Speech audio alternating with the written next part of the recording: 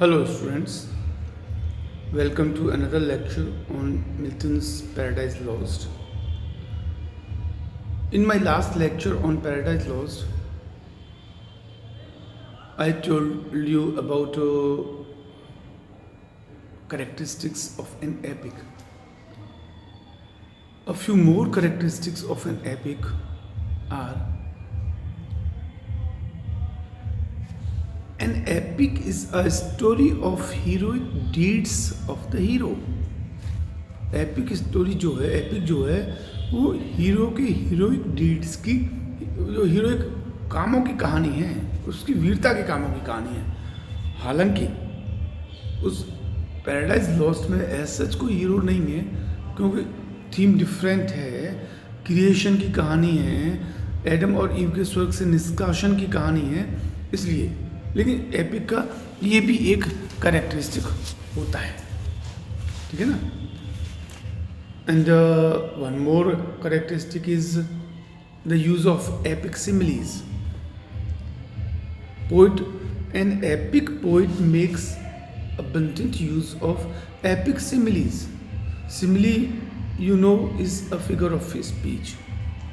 But epic simile is different from an ordinary simile in the sense that in epic simile, comparison is extended. Simile में comparison एक line में होता है, किसी एक quality का होता है, लेकिन एपिक सिमिली में कंपैरिजन लंबा चलता है, तो वो भी एक एपिक की एक कैरेक्टरिस्टिक है। और उसके अलावा फिर एपिक में सुपर नेचुरल मशीनरी, देवी देवताएं भी आ जाते हैं।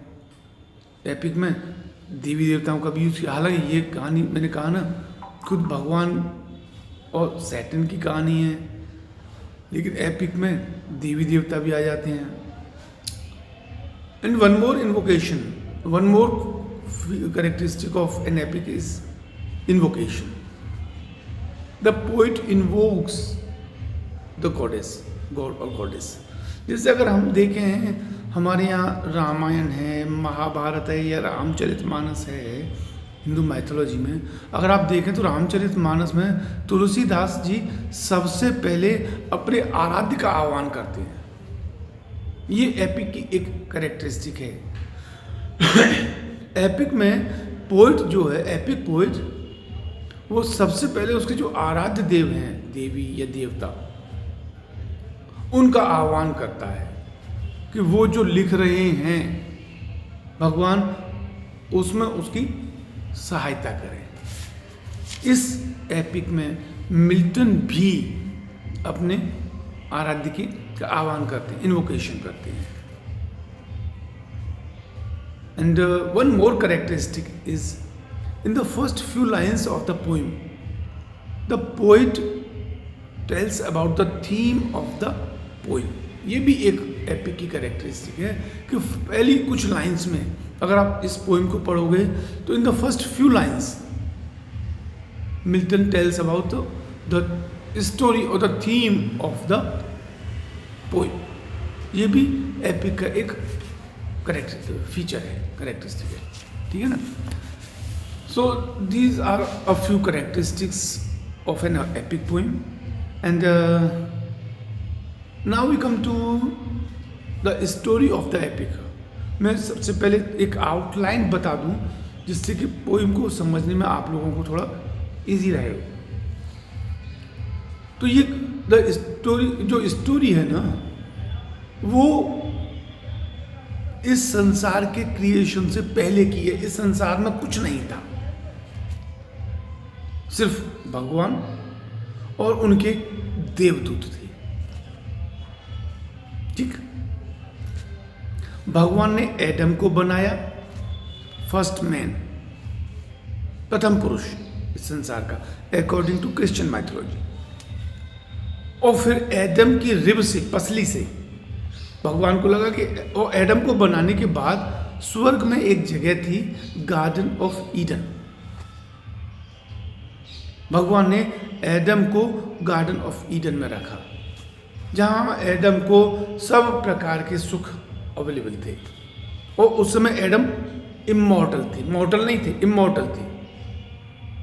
आदमी मॉर्टल हुआ है इस पृथ्वी पर आने के बाद, स्वर्ग से निष्कासन के बाद, जब पृथ्वी पर आए तब।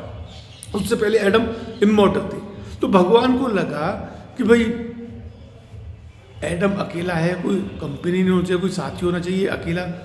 तो उन्होंने एडम की रिब से पसली से ईव बनाई, प्रथम महिला, फर्स्ट वुमेन ईव बनाई, और वो दोनों साथ रहते थे, ठीक है ना। इस तरह से उनकी लाइफ ठीक चल रही थी। And God was also happy. उन्हें भी लगा कि उन्होंने जो क्रिएशन बनाई है, कहा भी जाता है God created man in his own image. It is believed, it is said, ये मान्यता है कि भगवान ने इंसान को जो बनाया है वो अपनी इमेज, अपने जैसा बनाया है। हम बिल्कुल भगवान ने अपने जैसा बनाया है। तो भगवान भी एडम और ईव को देखा, अच्छा है, खुश हैं, और ये कहा जाता है बेस्ट क्रिएशन ऑफ गॉड है। भगवान ने जितनी भी सृष्टि बनाई है, इस सृष्टि में जितने भी जीव जंतु हैं, जितना भी कुछ है, उन सब में ये माना जाता है man is the best creation of God. और most probably we are the best creation of God, क्योंकि जितना भी क्रिएशन है उस पूरी क्रिएशन में सिर्फ ह्यूमन बीइंग्स के पास ब्रेन है जिसे वो यूज़ कर सकता है, और ब्रेन को यूज़ करके खुद के डेवलपमेंट भी कर सकता है, प्रोग्रेस भी कर सकता है, और दूसरे एनिमल्स को वो अपने कंट्रोल में ले सकता है। Thank you.